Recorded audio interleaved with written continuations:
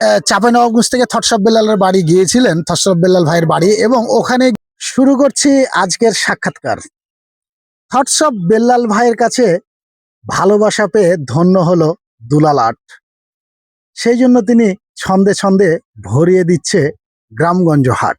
সে দুলাল ভাইয়ের কাছে আমরা উপস্থিত হয়েছি আজকে রহনপুর ষাট ব্রুজের সেই উপর সীমানায়।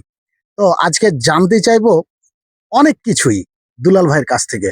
আপনারা জানেন যে উনি ছন্দে ছন্দে ভিডিও বানিয়ে আমাদের মনে আনন্দ দিয়ে থাকেন। আসসালামু আলাইকুম। ওয়ালাইকুম আসসালাম। ভাই, সুস্থ আছেন আপনি? অবশ্যই, আল্লাহ আমাকে ভালোই রেখেছে। আমরা জানি যে আপনি ছন্দে ছন্দে ভিডিও বানান। প্রথম প্রশ্ন, এই ভিডিও বানানোর অনুপ্রেরণা আপনি কিভাবে পেলেন? আমি অ্যাকচুয়ালি রং ও আর্টের কাজ করি। তো আমি এক বাসায় আপনার আর্টের কাজে গেছিলাম। তো দুপুরে আমাকে তারা খেতে দিল। তখন আমি বললাম যে হলো দুপুর, আল্লাহর কাছে হাজার শুকুর, দাও ভাত, না তো খেতে হয়ে যেতে পারে রাত। তো তখনই এসে ওই বাড়ির যে মহাজন বলছে যে তুমি তো পারবে, তোমার মধ্যে ছন্দ আছে, তুমি যদি ছন্দে ছন্দে ভিডিও বানাও, এটা বর্তমানে ট্রেন্ডিং এ চলছে, তুমি অবশ্যই পারবে। তখন থেকে আমার শুরু।